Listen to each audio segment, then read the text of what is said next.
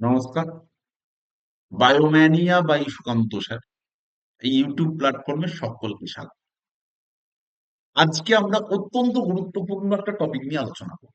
বিভিন্ন পরীক্ষার ক্ষেত্রে বায়োসায়েন্স যেখানে রয়েছে সেখানে এই টপিকটা বেশ ফ্রুটফুল একটা টপিক। ফুল। ফুল তার মধ্যে আমরা প্রথমে আদর্শ ফুল বলবো বা সম্পূর্ণ ফুল বলবো। অ্যাকচুয়ালি যদি আমরা শুধু ফুল বলি, ফুল, তাহলে ফুল দু প্রকার। একটা আদর্শ ফুল বা সম্পূর্ণ ফুল, আর একটা হচ্ছে অসম্পূর্ণ ফুল।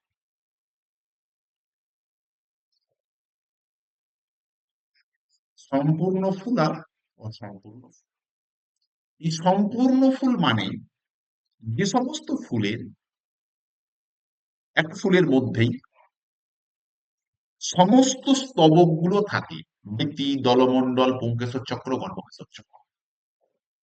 আর অসম্পূর্ণ ফুল মানে বৃতি থাকবে, দলমণ্ডল থাকবে, পুংকেশর থাকবে, অথবা বৃতি থাকবে, দলমণ্ডল থাকবে, গর্ভকেশর থাকবে। ডিফারেন্স। তাহলে সম্পূর্ণ ফুল এবং অসম্পূর্ণ ফুলের ডেফিনেশনটা বুঝতে পারবে। সম্পূর্ণ ফুল মানে একটা ফুলের মধ্যে চারটে স্তবকই থাকবে।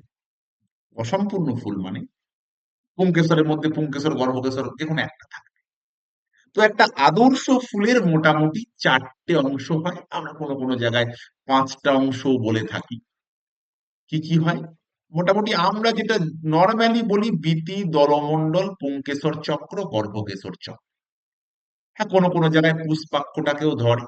তাই কোনো কোনো জায়গায় তুমি পাঁচটি পাবে, কোনো কোনো জায়গায় চারটি পাবে। চারটি মানে সেখানে কোন চারটি বলা হয়? এই মেজর যে চারটে আছে সেই চারটি, অর্থাৎ বীতি, দলমণ্ডল, বৃতি, দলমণ্ডল, পুংকেশর চক্র, স্ত্রীশ চক্র। এই চারটে অংশ। তো ফুলের আমরা প্রথমে পুষ্পাক্ষ বলা আছে, যেটা ফুলের শীর্ষভাগ, যার উপর ফুলের বাকি চারটে অংশ সজ্জিত থাকে। এই যে অংশটা আমরা দেখতে পাচ্ছি, এই অংশটার নাম হচ্ছে পুষ্পাক্ষ, ওই ডাঁটি যেটাকে। এই যে স্টার দিচ্ছি, বৃতি। আমরা ফুল বলে নরমালি যেটা জানি সেটা দলমণ্ডল। ফুলের মধ্যে এই যে দুটো অংশ, এই প্রথম দুটো বা তিনটে অংশ যেটা দেওয়া রয়েছে, এই প্রথম অংশগুলোকে বলা হয় সাহায্যকারী অংশ ফুলের, আর এ দুটো অংশকে বলা হয় রিপ্রোডাক্টিভ পার্ট। রিপ্রোডাক্টিভ পার্ট বা জননের অংশ, যেগুলো জননে সাহায্য করে। তাহলে অ্যাক্সেসরিজ পার্টও আছে এবং রিপ্রোডাক্টিভ পার্টও আছে। তাহলে বৃতি, তার আগে জানলাম আমরা পুষ্পাক্ষ। পুষ্পাক্ষ মানে যার উপর ফুলের বাকি চারটে স্তবক সাজানো থাকে। আর বৃতি কি? ফুলের সব থেকে বাইরের স্তবক, যেটা সবুজ রঙের অংশ।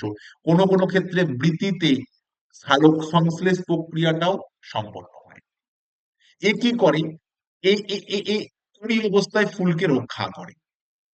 দলমণ্ডল, যেটাকে আমরা পাপড়ি বা দল বা দলাংশ বলি, এই অঞ্চলটাই আমাদের কাছে অ্যাকচুয়ালি দলমণ্ডল ইকুয়াল টু ফুল।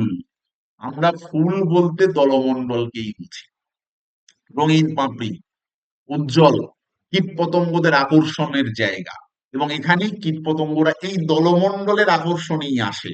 এই দলমণ্ডলের ভিতরে লুকানো আছে পরের দুটো অংশ, this are the reproductive part.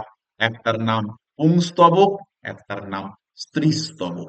পুংকেশর চক্র, যে পুংস্তবক যেখানে পুংদণ্ড থাকে, পরাগধানী থাকে, পরাগ রেণু উৎপন্ন করে। আর স্ত্রীশ চক্র গর্ভমুণ্ড, গর্ভদণ্ড, গর্ভাশয় নিয়ে গঠিত।